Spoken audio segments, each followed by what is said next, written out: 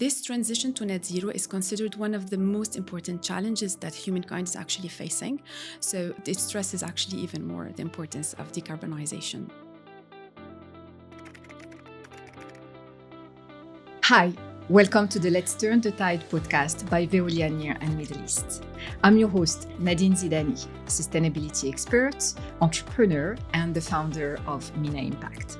This podcast dives into the environmental and climate challenges faced by the Middle East, but we also spotlight the solutions that can make a difference. Now it's time to welcome our guest, Alicia Mansour. Alicia is the Innovation and Decarbonization Director and also the AI Strategy Lead for Africa and Near Middle East at Veolia. With Alicia, today we're going to explore the topic of decarbonization. So we're going to explain what's decarbonization, why it matters, and also what are the practical steps we can take to decarbonize our industries and activities. Alicia, welcome on the Let's Turn the Tide podcast. Thank you very much. It's a pleasure to have you after all the conversations we had over the phone. So, Alicia, we're here to talk about decarbonization, and that's a topic that often comes up when we speak about climate change. Can you explain in simple terms what decarbonization means for our audience? Well, actually, thank you, Nadine. Very happy to be here as well. So to understand decarbonization, there's a very interesting analogy that is the bathtub, actually. So if for a moment you consider that the atmosphere is like a bathtub and it's filled with CO2 emissions. So in a bathtub, when you open when you run the tap, you have CO2 emissions that are released, which mostly they come from the burning of fossil fuels, or they come from other human activities, deforestations, or changes in land use. On the other hand, to empty the bathtub, you open the plug, so you reduce the emissions. In natural processes, usually the CO2 emissions are captured by plants, by the oil, and also by the ocean, for the surface water of the ocean. So since the industrial revolution, what's happening is that there's much more CO2 that is being added than the one that is being removed. And this CO2 is accumulating over time. So in order for the bathtub not to overflow, we need to reduce the incoming tap and opening the plug. So decarbonization, in very simple terms, is these two actions of reducing incoming emissions and removing more carbon from the atmosphere. I love the analogy. Actually, it's really nice because the thing is that it makes it easy, because it's quite a complex term. I think we're going to discuss it a little bit more later, but it's really, we have to look at it and these two actions that come in together. Okay, very interesting. So I'm going to add a layer of complexity to the topic, because here in the Middle East, we know very well that there are clear ambitions to achieve net zero by 2050 or 2060 in different countries across the Middle East. So why decarbonization is important in the context of reaching those net zero goals? There are three important points in your question. So the first one is net zero. The second one is this timeline of 2050, 2060. And then decarbonization, and they're all related.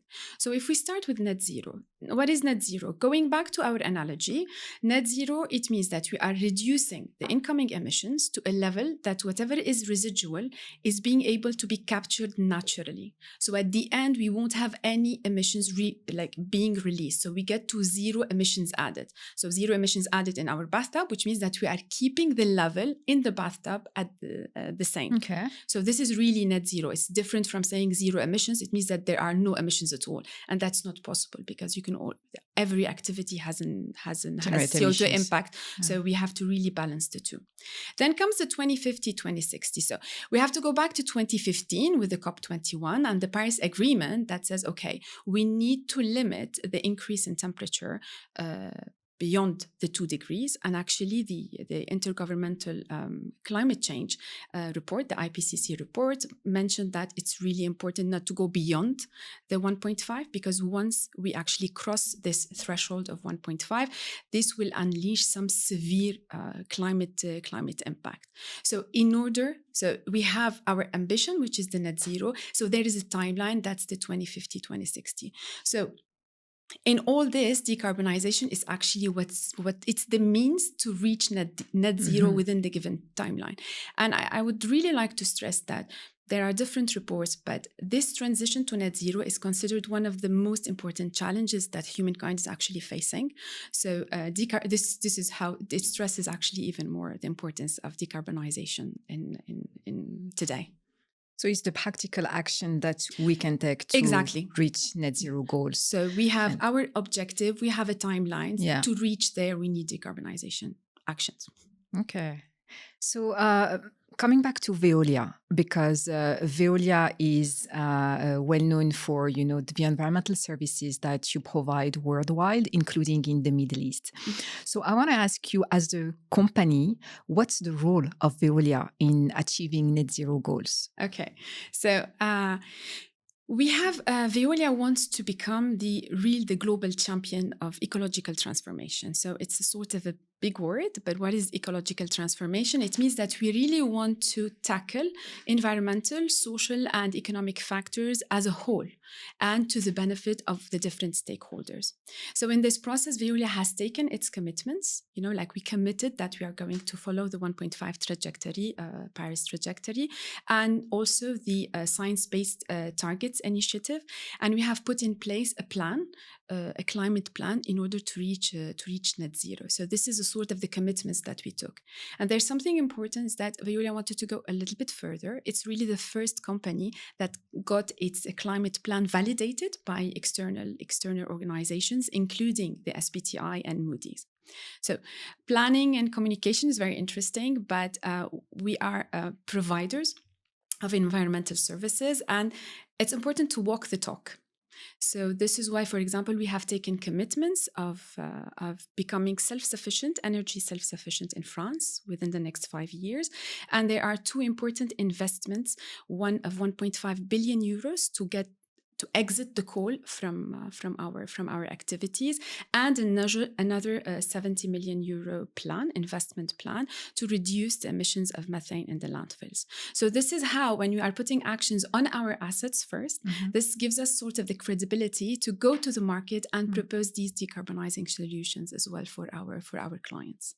Yeah, that's a clear commitment that you're making as an organization. I just want to say a word about SBTi, the Science-Based Targets Initiative, because I want to explain to our audience, it's a global framework that basically helps companies to set greenhouse gas reduction targets in line with climate science, and as you mentioned, the Paris Agreement's goal of limiting global warming to 1.5 degrees.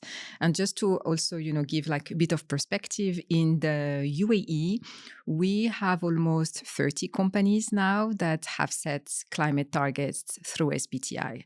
So for me, like it's a clear commitment from any company like Veolia and to take concrete action for in the fight against climate change and be very open about it. Yeah, and it's important because we talk a lot about the net zero by 2050, 2060, but it's also interesting to see that there's a lot of not only companies, but even countries that have also put like intermediate targets, because there's a sort of a checkpoint before we reach the 2050, 2060. So some of them in 2030, I think, like the UAE, 2040 in the KSA. So it's really important to say that, okay, there are commitments, there are checkpoints, like we'll see, okay, how are we moving forward? So it's interesting to see how everything is being set in place. Absolutely. And it's a lot of work.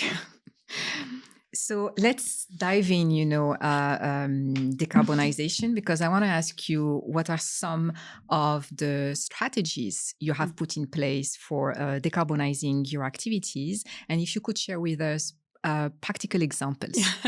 So decarbonization is really, we've put it in very simple terms at the beginning, but there are, to make it easier for everybody, especially to sort of to be able to communicate to others, it's interesting to look at it from a perspective of like 4 pillars that in a sort of a merit order. So first of all, the first one is we're reducing the energy needs. because the cheapest energy, the most green energy, is the energy that you actually don't use. So there's all this concept of reducing the energy needs, and there's also all the business for Veolia on energy efficiency. And in the region, we've got a really important flagship, which is the joint venture Innova, the joint venture between Veolia and Majid Al Futtaim. So it started 22 years ago, and today it's expanded to more than 350,000 assets in the region on energy in the energy efficiency business. And there. So what do you do, practically speaking? So what we do is that we provide solutions, for example, to real-time, for example, real-time energy monitoring. So how you reduce your energy, and so it's sort of optimizing your energy use. And by optimization, most of the times it means that you're using less. So this we do the whole. There's a lot of services, even digital services, around all this business, and that has grown significantly. Which started in the UAE actually today, but is expanded. And we're talking about what we call today erased emissions. So erased emissions, I don't know if you're very aware of it. It means that we're doing an effort, like we're providing services, but it does not impact our own CO2 footprint as Veolia, or here in this case as Innova, but you're helping others reduce their own emissions. And we're talking about 500,000 tons of CO2 erased due to this business of energy efficiency. So this is really the first thing that you need to think about when we're talking about. And the most important thing, I believe. Everything is important, but it's sort of starting with the low-hanging fruit. Like, so, okay, what is the easiest in a certain way, the easiest thing to put in place? The first thing to put in place is, well, let me optimize my energy use, and that way reduce it as much as possible. That's the first thing that you would do before moving into more complex or like in second stages. It's the low-hanging fruit at the beginning, let's say, more of it. So the first one is reducing the energy needs, but the second one is that our activity needs energy. We need to run the business. You need to run the assets, so you need energy. So you can optimize it, but you still need it. And this is why it comes in the second pillar, which is about renewable energy. So when we think about renewable energy, and most importantly for Veolia, is a question of local. So when we talk about production of renewable energy, it has to be really in a local context. We're not large energy producers. It has to do with our assets and with where we are present. So the first thing that comes to mind, for example, you can think about wind or solar farms on a small scale, but much more related to our activities. We have, for example, biogas production from landfills, from anaerobic digestion of organic waste, and you can transform this biogas into the electricity. So it's sort of a byproduct of our activities, but you can go one step further and produce electricity out of it. There are some activities in Veolia where you produce biofuels from used cooking oil, which was a waste. And this is why one of the main slogan of Veolia is resourcing the world, is because you're trying to use whatever byproducts and creating new sources about it.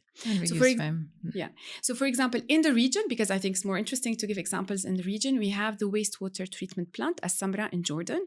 So it's a very large wastewater treatment plant. There's more than 130,000 cubic meter of wastewater that is treated and used in irrigation. But within the process, we are able actually to produce biogas, to use to restore some hydro energy, and we are able to recover with this renewable energy 87% of the needs of the plant. So this is very important, and there's additional effort that does not stop. So what they're aiming at is the maximum. So we do not need, well, for the time being, we need some source of energy, but the objective is to say, within my process, I'll be able to produce all the energy that I need, and that makes it's all sources of renewable energy. So this is really a great example. Yeah, and there are many, but I think it's I was thinking that even in the region there's biogas. Even here in the UAE, for example, production of electricity from biogas. But Samra is also one of our very interesting examples. So we reduced the energy needs. Yes. We're using renewable energy, but our activities, they will always produce CO2. Let's take, for example, at the beginning of the week, there was a ceremony in Sharjah. So there's a waste to energy of Sharjah where we burn the waste, but we also produce electricity out of it. So we come back to the topic of renewable energy. And but you will always have CO2 getting out of the stack. You can't just say, as we were saying earlier, you can't just say, I don't have emissions. So when it comes to these concentrated sources of CO2, we're getting into a market or a topic that is less mature than the first two. So this is where we talk about carbon capture. What carbon capture is literally, you have to think about it, that I have flux that is getting out, has CO2. I'm coming to just grab the CO2, but I need to do something about it. So the downstream valorization is the challenge. The technology, some of them are mature, but the biggest challenge in this one is the downstream valorization. It goes back, for example, when we started talking at the beginning and recycling of plastics. So it was like, okay, we're going to recycle plastic. We're going to put it in the production processes.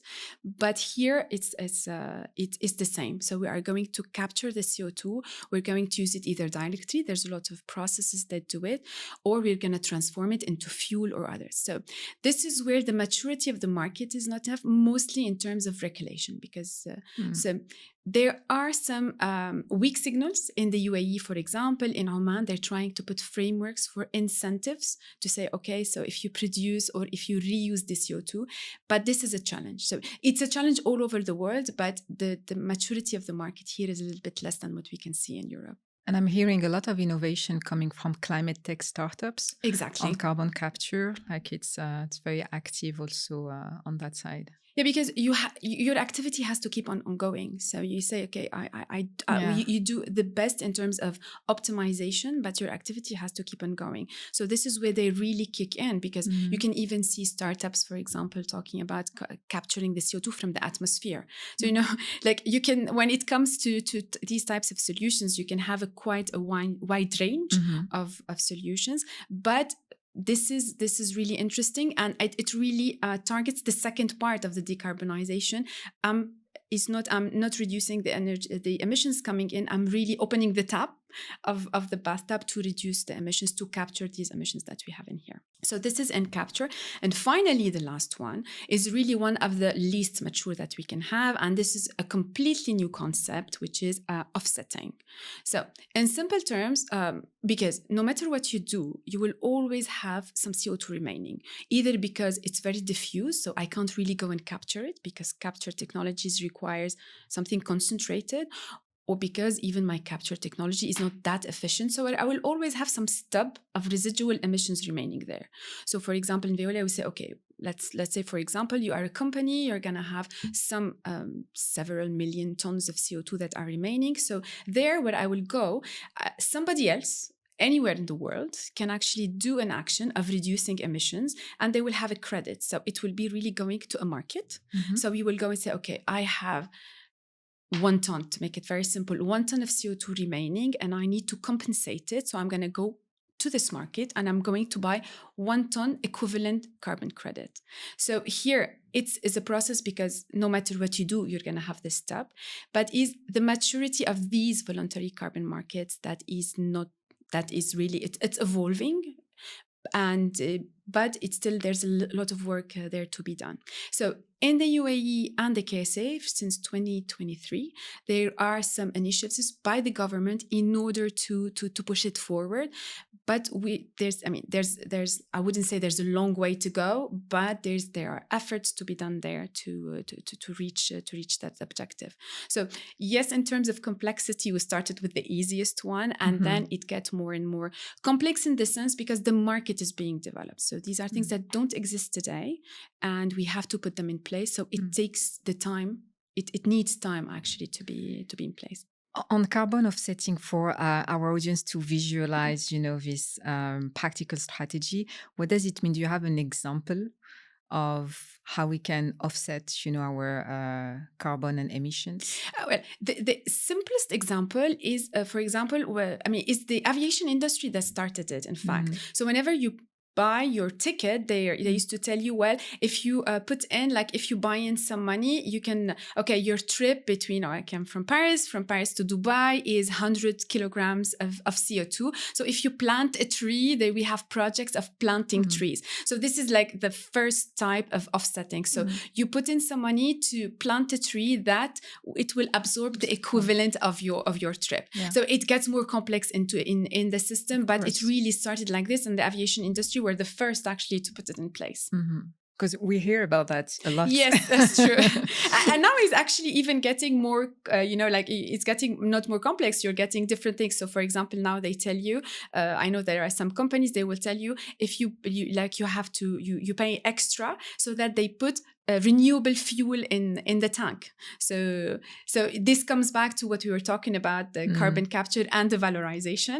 So the thing is that, so this is sort of offsetting. So you cannot reduce more. It's impossible. It's physically impossible to reduce more what I have. So I will go somewhere else. Somebody else will do the effort, and I will just buy in this credit, their effort. So it's sort of helping each other at the end to reach this net zero. But as you said, at the end, so it's for the residual, exactly. emissions. It's not the first action. Yes, because this is why, for example, offsetting, there's a sort of a rule of thumb is that that's what comes at the end, and you cannot offset usually, like I think you can't go beyond 10%, because you can't just say, okay, I'm going to keep my activity as such and I'll do whatever and then I'll offset everything. No, that's absolutely not the point. The point is that you need to put the effort, all the things, all the pillars that come before, and when I've really put everything in place, I will revert to offsetting for this residual stuff. And I think that's a good message for our audience. If they want to spot some greenwashing, from companies, I think it's good to have a look to their climate, targets, commitments, and how, transparent they are about it. Exactly. Super clear. Thanks. Thank you. Thanks, Alicia. Like, this is a very complex topic, so I'm super happy that, you it was a very interesting exercise as well for me. I was saying is that when you talk about this topic, usually you talk about this topic with people who are around you. They understand. So they understand. They're already within, like they're in it every day. So it's a very interesting exercise for me, actually. So, okay, everybody has to understand because it's important, actually, all this awareness around the importance of decarbonization. It is. And I think people hear more and more, about climate. I mean, it became part, of our day-to-day lives. And we want people, to be aware of what does it really mean. Coming now to innovation, because I said at the beginning that you are the Innovation and Decarbonization Director at Veolia for the Africa and Near Middle East region. So what are the innovations that we can expect in the near future when it comes to decarbonization? It's true that when we put our climate plan in place for Veolia, we knew that all technical solutions are not here yet. And so it's really important we're waiting. I mean, it's not we're waiting, we're looking, we're working on some. So it's important. So in terms of technical, it's very hard to say that there's one topic or the time that what will come faster than the others. But for example, the first one that comes to my mind is artificial intelligence. I mean, everybody's talking about AI today. And AI can actually play a crucial role in driving decarbonization across industries. And it's really mostly related to the first pillar we said in terms of predictive maintenance, in terms of energy management. It can really data. Exactly, because you have all this data and it will tell you from the history of data that you're having. Or even on our processes, it will give you all these. It will be an additional tool to help you decide. So this is something that is developing much faster. We talked about digitalization. A few years back, we started talking about digitalization, and we're moving, one level further with AI. That's going to help us a lot. And it's also a differentiator, actually, even for us. It's a very interesting differentiator. In fact, in our GreenUp long-term plan, we've got the decarbonize, 3 pillars: decarbonize, regenerate, and depollute. And AI and digitalization are the boosters that will come across, and they will help us. That will help us also differentiate in the market. So AI is one of them. But then we talked a lot about renewable energy. All the solutions of energy storage is critical, because solar energy is something very important here in the region. But you can use it during the day. So all innovations, technical innovations around energy storage is quite important. And then, as we said, the last two pillars, especially on carbon capture, valorization, there are some mature technologies, but they were not much put on our types of assets. So we're looking into new technologies in carbon capture that will be less energy intensive, and all the valorization. So there's a lot ongoing, but I would say three major innovations that we're expecting. So AI, energy storage, carbon capture, and transformation. These are really the innovations that we're only looking at. But if I may say, innovation is not only about technical. As we said, that since there's a market that is being created, there's a lot about the business model innovation around it. So there's economic feasibility is key, obviously. You can't just propose a solution that doesn't make sense economically, but we have to do things differently today. And this business model innovation will come to add to just the technical solutions that we're looking forward to today. Interesting. Now that we talked about innovation, I want to move on to challenges, because I think it's very clear from our conversation that decarbonizing, our industries and activities is not an easy task. Definitely not. So I want to learn more, about the challenges that the private sector, companies are currently facing in, accelerating the net zero goals. Obviously, there are different market forces that make the task for a private company more or less easy to propose and to implement decarbonization actions. The first one is regulation. We've talked about it a lot. We've mentioned that the downstream valorization of the carbon market. So all these together, if you have a regulation, it makes it easier to actually go to your client and propose those solutions. Otherwise, you'll have to just count on your client willingness to do so. So it's not very mature.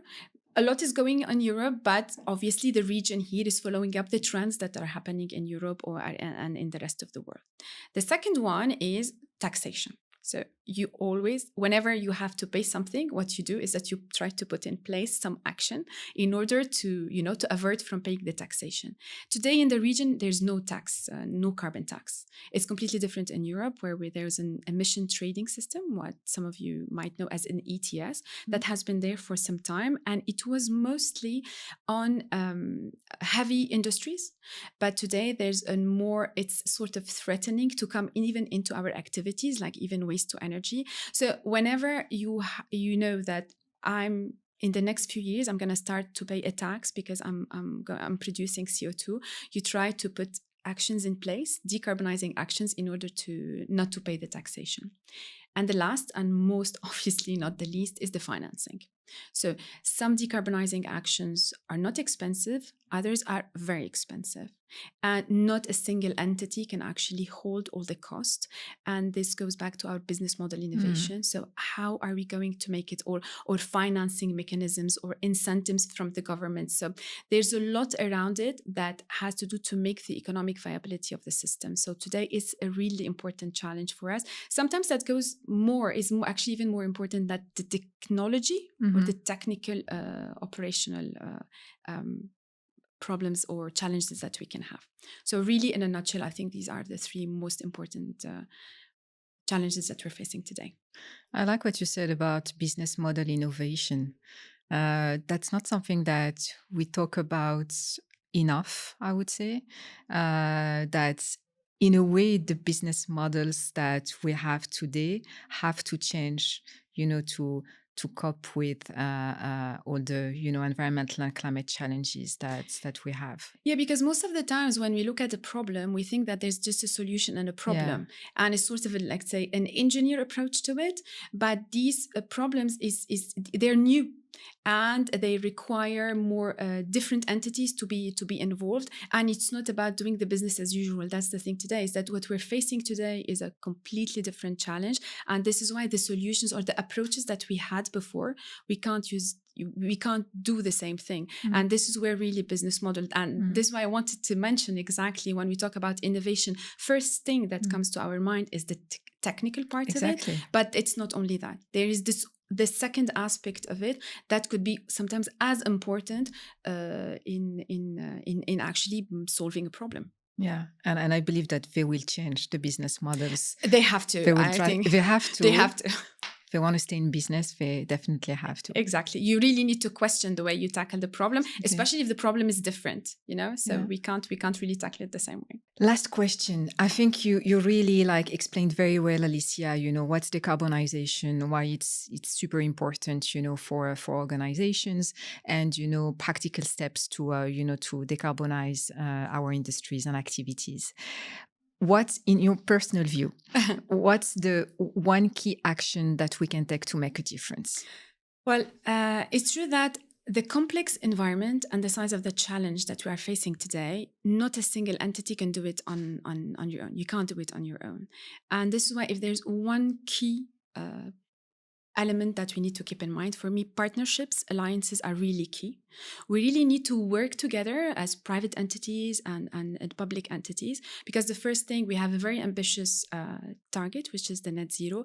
And most importantly, on a very personal level, we need to do our best to keep this place as a livable environment, not only for us, but also for our children and the generations to come. So to keep one thing in mind, partnerships, alliances, we need to learn how to work together. Yeah, absolutely.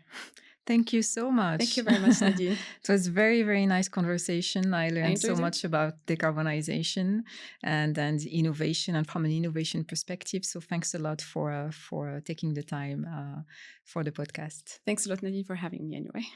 And thank you for tuning in until the end of this episode. So thanks to Alicia Mansour for her time and her insights in today's episode. Please don't forget to subscribe to Veolia, a Near and Middle East YouTube channel. And you can also find all the episodes on your favorite podcast platform. To stay updated, follow also Veolia Near and Middle East on social media platforms. And stay tuned for our upcoming episode.